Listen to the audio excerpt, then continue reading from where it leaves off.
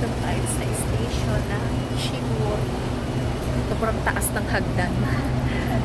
Ang taas naman din ng hagdan. Saan? Mag-elevator na lang daw kasi sobrang taas ng hagdan.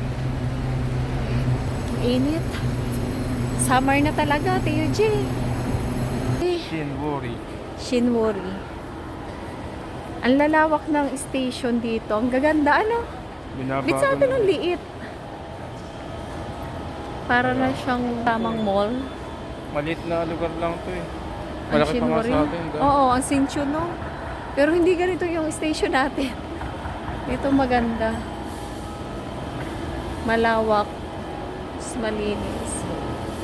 Marami ng mga kainan. Oh. Tapos mga paninda, pasalubong. Meron din mga kung ano-ano. Ang ganda, oh. Pasalubong na mabibili. Ano yan, Tio J? Pagkain ba yan? Tinapay. Tinapay ba yun? Wow! Ito, pinakamalaking tinapay na nakita ko.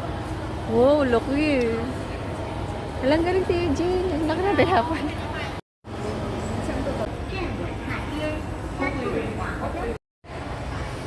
Ang ganda na ano dito? Station. Shinwori Station.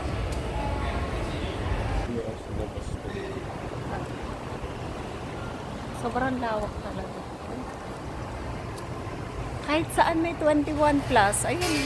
No? Palaging may 21 plus na kainan. Exit 3. Iyo. Hindi ko nga. Naliligaw na yata daw kami. Ayan. Basta ang baba nun ni ano eh. Wow, paglabas mo ng station, ang ganda ng view. Wow, Tio J, ang ganda dito. Maaliwalas na. Tingnan nyo naman, sobrang lawak talaga. Ayun, tren. Ang ganda naman. May waiting area sila dito. Ang ganda ng mga puno. Ang ganda. Ha? Nagbago na, hindi na alam kung saan kami pupunta.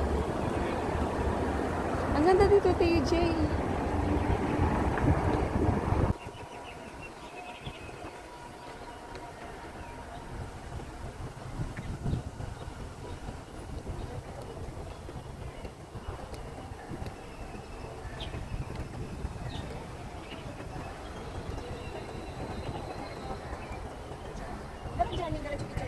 At ayan nga ho, medyo naligaw nga kami dito sa train station ng Shinwori dahil sabi ni Tio J, nagbago na daw.